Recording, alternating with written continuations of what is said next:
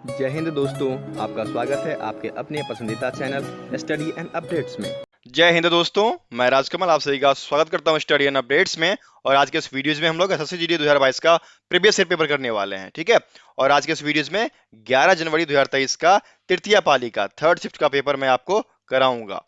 और third shift में हिंदी के पेपर कराए जाएंगे, ठीक है। बहुत सारी वीडियोज हिंदी के आ चुके हैं जिसे आप हमारे यूट्यूब चैनल पे देख सकते हैं, जो कि बिल्कुल मुफ्त है, ठीक है। तो चलिए शुरू करते हैं और देखते हैं कि हिंदी के पार्ट में कैसा प्रश्न पूछा गया है। ये रहा आपका पार्ट डी हिंदी, और इसमें सबसे पहला प्रश्न दिया गया है, आटे दाल का डैश मालूम होना। आटे दाल का भाव मालूम होना, यह एक मुहावरा है और इस मुहावरा का मतलब होता है कि दुनियादारी का पता होना, ठीक है। या फिर आप इसके लिए दूसरा शब्द यूज कर सकते हो, कटु परिस्थिति का अनुभव होना, मतलब कष्ट की परिस्थितियों का अनुभव होना, ठीक है। तो यहाँ पर आपसे अर्थ नहीं पूछा है, यहाँ पर आपसे पूछा है कि रिक्त स्थान में क्या भराएगा, ठीक है। तो फर्स्ट का उत्तर क्या हो जाएगा, भाव, जो कि यहाँ पर फर्स्ट में दिया गया है। अब देखिए सेकंड आपको दिया गया है, मुझे अभी बहुत बातें सीखना है। मुझे अभी बहुत बातें सीखनी है, ठीक है, सीखनी है। यहाँ पर सीखना जो है अशुद्ध दिया गया है। कहा भी यही गया है कि उपरोक्त वाक्य के किस भाग में अशुद्धि है ये बताना है। तो यहाँ पर क्या है, बातें जो है यह एक स्त्रीलिंग शब्द है, तो यह क्या होना चाहिए, स्त्रीलिंग होना चाहिए ना। तो यहाँ पर क्या हो जाएगी, सीखनी है, ठीक है। तो सेकंड का उत्तर जो हो जाएगा सेकंड हो जाएगा, समझ गए। तो उत्तर क्या हो गया आपका, टू का उत्तर टू हो गया, फर्स्ट का फर्स्ट, टू का टू। ओके, चलिए आगे बढ़ते हैं। तीसरा आपको दिया गया है, ऐसे साहित्य के रचयिता अधिक मात्रा में व्याप्त हैं।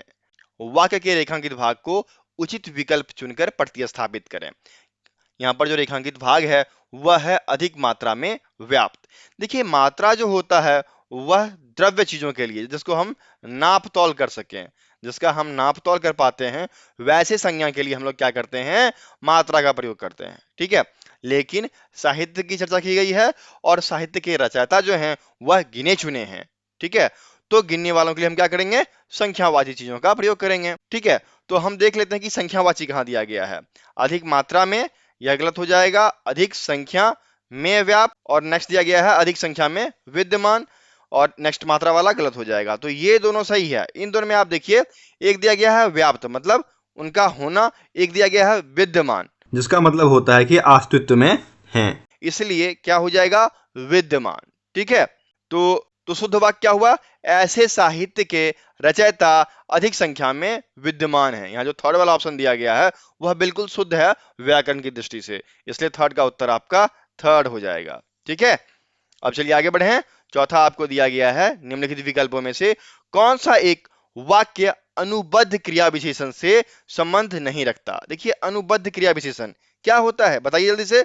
तो अनुबद्ध क्रिया विशेषण ऐसे शब्दों का प्रयोग करता है जिससे कि निश्चय का बोध हो, ठीक है, या फिर निश्चय के किसी भी शब्द भेद के साथ यह जुड़ा होता है, तब यह कहलाता है आपका अनुबद्ध क्रिया विशेषण। जैसे मैं एक आध उदाहरण बताता हूं आपको, यह काम तो गलत ही हुआ, ठीक है, आपको आने भर की देरी है, तो निश्चितताओं को दिखाता है, ये तो तय है। तो यहाँ पर आप देखिए जो चार आपको दिया गया है, इन चारों में पहला दिया गया है, मैंने उसे देखा भर था, मतलब होता है ना कि संकोच में है, मैंने देखा उसे और वो नहीं भी हो सकता है, तो निश्चितता को नहीं दिखाया, तो यह गलत हो गया। दूसरा दिया गया है, वह कल गया ही नहीं, जैसे कि आप कहीं जाने वाले हो और आप कहीं नहीं गए, फिर आपके पिताजी क्या बोलेंगे, वह कल गया ही नहीं। ये जो है सुनिश्चितताओं का बोध कराता है, निश्चय का बोध कराता है, इसलिए यह बिल्कुल सही है। नेक्स्ट आपका दिया गया है, सीता गा तो सकती है। सीता गा तो सकती है, गा भी सकती है नहीं भी गा सकती है, दोनों चीज है ना, इसलिए यह नहीं होगा। नेक्स्ट है आपका, यह कार्य तो किसी ने कर दिया। किसी ने कर दिया, अब यहाँ पर निश्चितता नहीं है ना किसने किया, इसलिए जहां निश्चितता नहीं होती है वह अनुबद्ध क्रिया विशेषण नहीं होगा। जिसमें निश्चितता का बोध होता है या निश्चितता से जुड़ी शब्द होती है तो वहां पर हम अनुबद्ध क्रिया विशेषण का प्रयोग करते हैं, ठीक है। तो फोर्थ का उत्तर क्या हो जाएगा, फोर्थ का उत्तर सेकंड हो जाएगा। अब आगे बढ़े ना। पांचवा आपका दिया गया है, निम्नलिखित विकल्पों में से कौन सा एक वाक्य क्रिया विशेषण से संबंध रखता है। अब देखिए क्या दिया गया है, क्रिया विशेषण, वैसा विशेषण जो क्रिया की विशेषता को बतलाता है क्रिया विशेषण कहलाता है। क्या दिया गया है, पहला, घोड़ा बहुत तेज दौड़ता है। तेज दौड़ना क्रिया है और इसमें यह बताया गया है कि जो आपका क्रिया है ना तेज दौड़ना, उसमें बहुत दौड़ता है, बहुत तेजी से दौड़ता है, ठीक है। तो यह क्रिया की विशेषता को बतला रहा है। नेक्स्ट आपको दिया गया, बच्चा रोता है, यहाँ पर कोई विशेषता नहीं बतला रहा है। मोहन हंसता है, कितना हंसता है, कैसे हंसता है, कुछ नहीं है।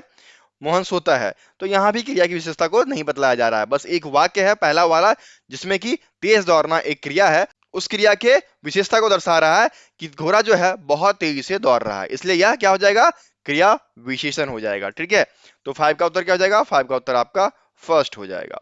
अब चलिए आगे बढ़ते हैं, छठा आपको दिया गया है, दांतों तले उंगली दबाना मुहावरे का उचित अर्थ क्या होगा। देखिए, यह कब होता है, जब आप अचानक से आश्चर्यचकित हो जाते हो, कोई घटना ऐसे घट जाती है जो आप नहीं सोचते हो, है ना, तो उसको बोला जाता है दांते तले उंगली चबाना या फिर दबाना। ठीक है, तो क्या हो जाएगा, आश्चर्यचकित होना, जो कि यहाँ पर 4 में दिया गया है, इसलिए 6 का उत्तर 4 हो जाएगा। ठीक है, आगे बढ़ें। सातवां आपको दिया गया है, निम्न वाक्यांश के लिए एक शब्द का चयन कीजिए। क्या दिया गया है, जिसका जन्म बाद में हुआ हो, तो जिसका जन्म बाद में हुआ है वह अनुज कहलाता है, जिसका जन्म पहले हुआ है अग्रज कहलाता है। ठीक है, तो 7 का उत्तर क्या हो जाएगा, 7 का उत्तर आपका सेकेंड हो जाएगा। अब चलिए आगे बढ़ते हैं, आठवां आपको दिया गया है, निम्नलिखित वाक्य में रिक्त स्थान की पूर्ति उचित एकार्थी शब्द से करें। क्या दिया गया है, डैश का प्रकोप सब कुछ उखाड़ देता है, जबकि डैश का प्रकोप सब कुछ जला देता है। देखिए यहाँ पर आप देखिएगा दो क्रिया है, एक तो है उखाड़ देना, दूसरा है जला देना। तो जलाने का काम कौन करता है, अग्नि करता है। ठीक है, और उखाड़ देने का काम कौन करता है, तो हवा करता है या फिर जल करता है। जब बाढ़ आती है तो जल सब कुछ उखाड़ देता है, जब तेज हवाएं बहती है तब यह सब कुछ उखाड़ देता है। ठीक है, तो आपको इससे जुड़ा शब्द ढूंढना है। तो पहला दिया गया है सुंदर, तेज बिल्कुल नहीं होगा। दूसरा दिया गया है अग्नि मार्ग, मार्ग यहाँ पर यदि अग्नि यहाँ दिया होता तो यह सही होता, इसलिए यह गलत हो गया। दूसरा आपको दिया गया है अनिल, जिसका मतलब हवा होता है, और अनल जिसका मतलब आग होता है। ठीक है, वाह, ये मिल गया आपका। नेक्स्ट आपका दिया गया है अभिनेता अग्नि, तो ये भी नहीं होगा। थर्ड वाला एकार्थी जो है वह बिल्कुल सटीक है, इसलिए 8 का उत्तर थर्ड हो जाएगा। ठीक है ना, मजेदार, आ रहा है मजा। यदि मजा आ रहा है तो वीडियो को लाइक कर दीजिए और इसे अपने दोस्तों के बीच शेयर भी कर दीजिए। ओके, चलिए आगे बढ़ें। नौवां आपको दिया गया है, नीचे दिए गए वाक्यांश के लिए उचित शब्द दिए गए विकल्पों में से चुनें। ठीक है, क्या दिया गया है, जिसके पास ना पहुंचा जा सके, तो जहां ना जाया जा सके या पहुंचा नहीं जाता है उसे अगम्य कहा जाता है। ठीक है, तो उत्तर क्या हो जाएगा, 9 का उत्तर आपका 4 हो जाएगा। आगे बढ़िए, 10वां आपको दिया गया है, रौनक को चोट लगने पर डैश उपचार के लिए अस्पताल ले जाया गया। वाक्य में रिक्त स्थान की पूर्ति शुद्ध शब्द द्वारा कीजिए। तो रौनक को जब चोट लगी तो तत्कालिक उपचार के लिए। ठीक है, तात्कालिक उपचार जो है कुछ इस प्रकार से लिखाता है, तात्कालिक, तात्कालिक, इसका मतलब होता है तत्काल का, तुरंत का, या फिर उसी समय का। ठीक है, तो देखिए ये कहां दिया गया है, ये आपको फोर्थ में दिया गया है, इसलिए 10 का उत्तर फोर्थ हो जाएगा। ठीक है दोस्तों, एसएससी जीडी के लिए एक स्पेशल पैकेज है 151 का, जिसमें आपको 2011 से लेकर 2022 तक के सभी पेपर आपके व्हाट्सएप नंबर पे सेंड किया जाएगा। यदि आप 151 का चार्ज पे करते हो तो सभी पीडीएफ आपको व्हाट्सएप कर दिया जाएगा। ठीक है, हमारा व्हाट्सएप नंबर है 7979946092। आपको कहीं भी ढूंढने की जरूरत नहीं पड़ेगी, चार्ज पे करते हैं सारा पीडीएफ आपको भेज दिया जाएगा। और जो फ्री में चाहते हैं उनके लिए भैया टेलीग्राम लिंक है या फिर वेबसाइट का लिंक दिया गया है, आप वहां से डाउनलोड कर लें। ठीक है, आगे बढ़े, चलिए आगे बढ़ते हैं। 11 आपका दिया गया है, व्यायामशाला डैश। देखिए व्यायामशाला क्या है इसकी चर्चा की गई है, और क्या लिखा गया कि उपर्युक्त वाक्य में रिक्त स्थान पर आने वाले उपयुक्त विकल्प का चयन करें। तो व्यायामशाला क्या है, व्यायामशाला वैसा स्थान है जहां पर व्यायाम किया जाता है। ठीक है, तो पहला दिया गया है जहां बैठकर चर्चा होती है, बिल्कुल गलत। दूसरा दिया गया है वह स्थान जहां व्यायाम किया जाता है, बिल्कुल सही। अगला दिया गया है वह स्थान जहां न्याय किया जाता है, बिल्कुल गलत। और उसके आगे दिया गया है वह स्थान जहां हवन किया जाता है। ठीक है, तो उत्तर क्या हो जाएगा, 11 का उत्तर आपका सेकेंड हो जाएगा। व्यायामशाला वह स्थान है जहां पर व्यायाम किया जाता है। ठीक है, आगे बढ़ें। अब देखिए 12 आपका दिया गया है, दिवारात्रि का। ठीक है, दिवारात्रि का निम्न में से कौन सा समानार्थी शब्द दिए गए वाक्य में रिक्त स्थान पर प्रयुक्त हो सकता है। वाक्य क्या दिया गया है, महाशिवरात्रि के समय लोग डैश जगते हैं। देखिए जब महाशिवरात्रि होता है तो लोग जो है रात भर या फिर संपूर्ण रात कह लीजिए, या फिर आठों पहर कह लीजिए, जगे रहते हैं। लेकिन ये सब चीज आपको नहीं दिया गया है। क्या सब दिया गया है, भरपेट, निर्जल, अहनिर्स और दिन भर। तो इसमें जो है आपका अहर्निश, इसका मतलब हो जाता है हर एक पल, हर समय, लगातार, दिन और रात, आठों पहर, सदा, नित्य। ठीक है, तो इनमें से आप इसका प्रयोग कर सकते हैं कि महाशिवरात्रि के समय लोग अहर्निश जगते रहते हैं। ठीक है, तो उत्तर क्या हो जाएगा आपका? 12 का उत्तर आपका थर्ड हो जाएगा। ठीक है, चलिए आगे बढ़े। 13वां आपको दिया गया है, निम्न वाक्य में रेखांकित अंश के स्थान पर सबसे उपयुक्त शब्द का चयन विकल्पों में से कीजिए। क्या दिया गया है? इंदिरा गांधी भारत की राजनेता थी। राजनेता पुरुषों के लिए प्रयोग किया जाता है, स्त्रियों के लिए राजनेत्री हो जाएगा। ठीक है, तो ये बहुत ही आसान था। क्या हो जाएगा? इंदिरा गांधी भारत की राजनेत्री थी। तो 13 का उत्तर क्या हो जाएगा? 13 का उत्तर आपका सेकेंड हो जाएगा। चलिए आगे बढ़ते हैं। 14 दिया गया है, आज हवा का वेग अत्यंत तीव्र है। उक्त वाक्य के प्रयुक्त तीव्र के स्थान पर उसके विलोम शब्द का प्रयोग निम्न में से किस वाक्य में किया गया है? देखिए यहां पर क्या है, आज का हवा अत्यंत तीव्र है। ये जो तीव्र है इसका मतलब होता है बहुत तेज गति। उसका उल्टा क्या हो जाएगा? मंद गति, ना धीरे धीरे। तो तीव्र का उल्टा मंद होता है। तो ढूंढिए मंद कहां दिया गया है? आज हवा का वेग अत्यंत तेज है, आज हवा का वेग अत्यंत उग्र है, आज हवा का वेग अत्यंत मंद है, और आज हवा का वेग अत्यंत प्रखर है। तो उत्तर क्या हो जाएगा आपका? उत्तर आपका 14 का थर्ड हो जाएगा। आज हवा का वेग अत्यंत मंद है, क्योंकि तीव्र का उल्टा मंद होता है। ठीक है, तो 14 का उत्तर थर्ड हो गया।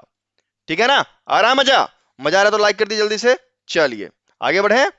15 आपको दिया गया है, जिनका जीवन कांटों के बीच बीतता है वही डैश की चुभन सह सकते हैं। तो क्या कहा गया कि उपरोक्त वाक्य के रिक्त स्थान को कांटों के पर्याय से पूर्ण कीजिए। तो कांटों का पर्याय क्या सब होगा बताइए? तो कांटा का जो पर्याय होगा कांटों का, कांटो, इसका जो पर्यायवाची होगा वह हो जाएगा आपका कांटा,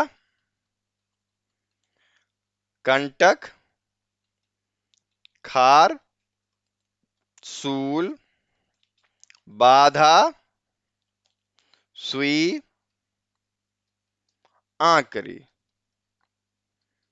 इत्यादि। ये होता है आपके कांटों का पर्यायवाची या फिर कांटे का पर्यायवाची। तो इनमें से देख लीजिए क्या दिया गया है, वान, सर, सूल, कील। क्या हो जाएगा आपका? सूल हो जाएगा। तो 15 का उत्तर थर्ड हो गया। ठीक है, यहां तक समझ में आ गया। अब बारी है गाद्यांश की, तो चलिए उन्हें भी देख लेते हैं। गाद्यांश में आपका दिया गया है, बच्चों का अपहरण कर उन्हें बेचना अथवा उनसे जबरदस्ती मजदूरी कराना डैश अपराध है। कौन सा अपराध है? दंडनीय। सब जानते हैं ना, बच्चों का अपहरण करना एक दंडनीय अपराध है। ठीक है, तो दंडनीय आपके यहां पर सेकंड में दिया गया है, इसलिए सेक्शन का उत्तर सेकंड हो जाएगा। ठीक है, आगे बढ़ें। 17 दिया गया है, सरकार द्वारा इस संबंध में डैश बनाए गए हैं, किंतु उनके क्रियान्वयन का डैश अन्य सरकारी संगठनों पर है। क्या हो जाएगा? सरकार द्वारा इस संबंध में कानून, नियम बनाए गए हैं। ठीक है, तो कानून देखिए थर्ड में दिया गया है, तो 17 का उत्तर थर्ड हो जाएगा। ठीक है, क्या बनाए गए? कानून बनाए गए। ठीक है, आगे बढ़ें। अगला आपको दिया गया है, कानून बनाए तो गए किंतु उसके क्रियान्वयन का उत्तरदायित्व अन्य सरकारी संगठनों पर है। क्या भरा जाएगा यहां पर? उत्तरदायित्व, अधिकार। ठीक है, उत्तरदायित्व।